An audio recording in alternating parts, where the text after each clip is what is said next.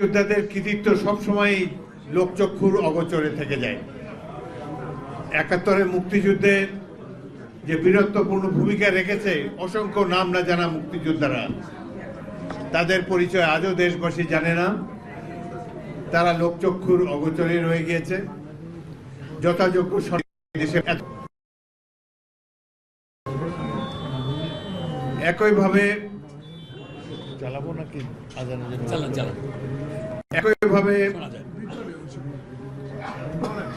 একইভাবে জাতীয়তাবাদী মুক্তিযোদ্ধা দল যে কত গুরুত্বপূর্ণ ভূমিকা রেখে এসেছে এতগুলো বছর ধরে, তাদের সর্বশেষ অসামান্য অবদান রেখেছে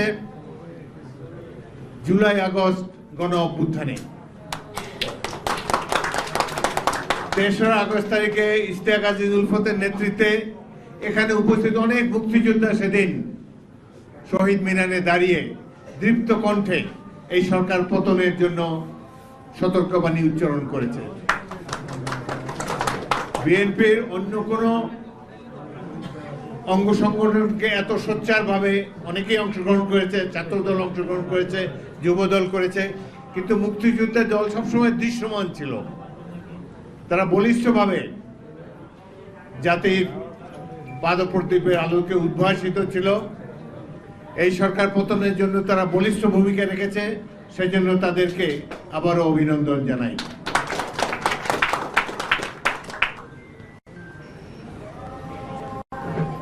স্বাধীনতা যুদ্ধে ঠিক কেমন ছিল ৭১ সাল, এটি এখন যারা বিশ্ববিদ্যালয়ের ছাত্র, কলেজের ছাত্র, তাদের তো জন্ম হয় না তখন, সেই জন্য তারা অনুধাবন করতে পারে না কত ত্যাগ তিতিক্ষার বিনিময়ে এই দেশটি স্বাধীন হয়েছে, কিভাবে মুক্তিযুদ্ধ হয়েছিল। গ্রামে গঞ্জে সাধারণ ছেলেরা একটা লুঙ্গি একটা গেঞ্জি পরে দৌড়ে এসে আমাদের কাছে এসে বলেছে, স্যার অস্ত্র দেন, যুদ্ধ করি। বাবা মাকে বলে আসেনি। ঘর বাড়ি, আত্মীয় স্বজন, পরিবার পরিজনের নিরাপদ আশ্রয় ছেড়ে তারা বিপদ সংকুল পথে পা বাড়িয়েছিল, জীবন উৎসর্গ করার জন্য হন্যে হয়ে ছুটে এসেছিল আমাদের কাছে। আমরা এই দৃশ্য দেখতে পেয়েছি, সেজন্য নিজেদেরকে ভাগ্যবান মনে করি। এখন রাজনীতির অঙ্গনে একদল তরুণ যারা মুক্তিযুদ্ধ দেখেনি, তাদের মুখে একটা কথা স্লোগান শোনা যায়, বিদ্যমান যে সংবিধান ১৯৭২ সালে প্রণীত সংবিধান, একে ছুঁড়ে ফেলতে হবে। এটি তো আওয়ামী লীগের সংবিধান না। তারা জানেও না যে আওয়ামী লীগ স্বাধীনতাই চায় নাই। ২৫শে মার্চ মিলিটারি ক্র্যাকডাউনের অব্যবহিত আগে তাজউদ্দিন সাহেব টেপ রেকর্ডার নিয়ে তার নেতা শেখ মুজিবুর রহমানের কাছে গিয়ে বলেছেন যে টেপ রেকর্ডার নিয়ে এসেছি, আপনি স্বাধীনতার ঘোষণা দেন, বাংলাদেশকে স্বাধীন রাষ্ট্ররূপে ঘোষণা করুন।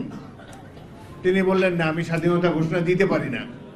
তিনি অখণ্ড পাকিস্তানে বিশ্বাসী এবং তিনি বলেছেন, এই কারণেই বলেছেন যে আমি যদি আজকে স্বাধীনতা ঘোষণা করি তাহলে আমাকে বিচ্ছিন্নতাবাদী হিসাবে চিহ্নিত করা হবে, আমার বিচার করা হবে।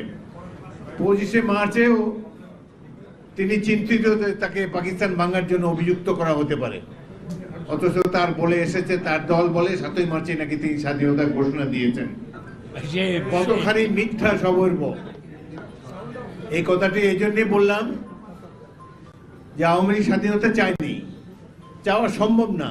তারা করে ভোটের রাজনীতি। ১৯৭০ সালে নির্বাচনে জিতেছে জনপ্রিয় দল হিসাবে, তারপর রাষ্ট্র ক্ষমতায় যাওয়ার জন্য তারা চাইতেই পারে। সেই কারণেই শেখ মুজিবুর রহমান পাকিস্তানের প্রধানমন্ত্রী হওয়ার জন্য চেষ্টা করেছেন সর্বতোভাবে। ৭ই মার্চেও তিনি বলেছেন যে অবিলম্বে জাতীয় সংসদের অধিবেশন ডাকা হোক, নির্বাচিত প্রতিনিধিদের কাছে পাকিস্তানের রাষ্ট্র ক্ষমতা হস্তান্তরিত করা হোক, পাকিস্তানের কথাই বলেছেন। অথচ একদল দলকানা লোক বলে যে ৭ই মার্চে নাকি স্বাধীনতার ঘোষণা দেওয়া হয়েছে। যেহেতু আওয়ামী লীগ স্বাধীনতা চায় নাই, সারা জাতি যুদ্ধ করেছে। মুক্তিযুদ্ধ ছিল জনতার যুদ্ধ, সারা জাতির যুদ্ধ। এই কারণে সারা জাতি আওয়ামী লীগের দিকে দৃষ্টিপাত না করে, আওয়ামী লীগ কি বললো সেটা মাথায় না রেখে ৯ মাস যুদ্ধের পর এই দেশের জনতা এই দেশকে স্বাধীন করেছে। স্বাধীনতার পরে যে সংবিধান রচিত হয়েছে, এই সময় ঘটনাক্রমে তারা রাষ্ট্র ক্ষমতায় ছিল। পৃথিবীর কোনো দেশে এরকম উদারতা দেখায় না মুক্তিযোদ্ধারা, যেটা বাংলাদেশে দেখিয়েছে।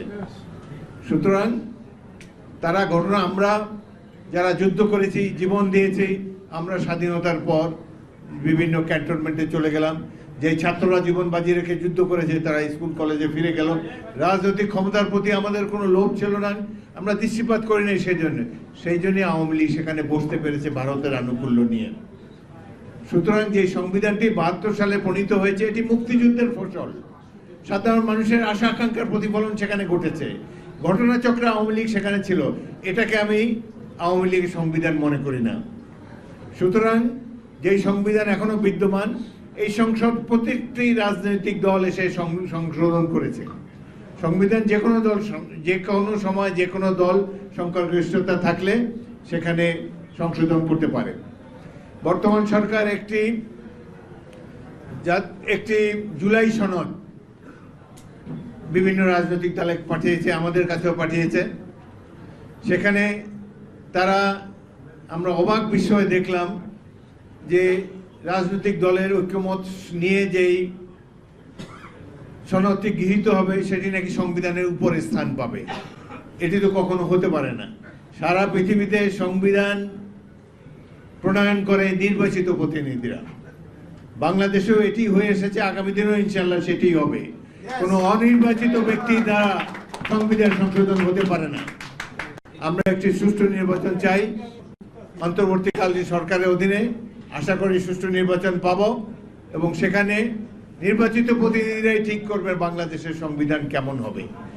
এখানে যারা সদ্য সাবালক, জীবনে মুক্তিযুদ্ধ দেখে নেই, গল্পও শুনে নেই, হয়তো আজকের বাংলাদেশ দেখলে তো বোঝা যায় না যে এখানে একটা মুক্তিযুদ্ধ হয়েছিল।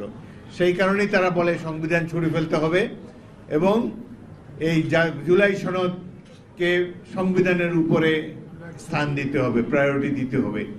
এটি সম্পূর্ণ অবান্তর একটি কথা। বাংলাদেশে আমরা 1971 সালে যুদ্ধ করেছি গণতন্ত্র প্রতিষ্ঠার জন্যে। দুঃখের বিষয় আজও সেই গণতন্ত্র প্রতিষ্ঠিত হয়নি। দুঃখের বিষয় শেখ হাসিনা তার ফ্যাসিবাদ দিয়ে গণতন্ত্রকে ধ্বংস করে গিয়েছে, প্রত্যেকটা প্রতিষ্ঠানকে ধ্বংস করে গিয়েছে। আমরা নতুন বাংলাদেশ বিনির্মাণ করতে চাই। সংবিধান যে কোনো সময় যে কোনো দল পরিবর্তন করতে পারে। আমরা বিদ্যমান বর্তমানে যে ক্ষমতাসীন অন্তর্বর্তীকালীন সরকার রয়েছে, তারা তো এই সংবিধানের অধীনেই তারা প্রতিদিন কার্য পরিচালনা করছে, শপথ নিয়েছে উপদেষ্টা হিসাবে, প্রধান উপদেষ্টা হিসাবে।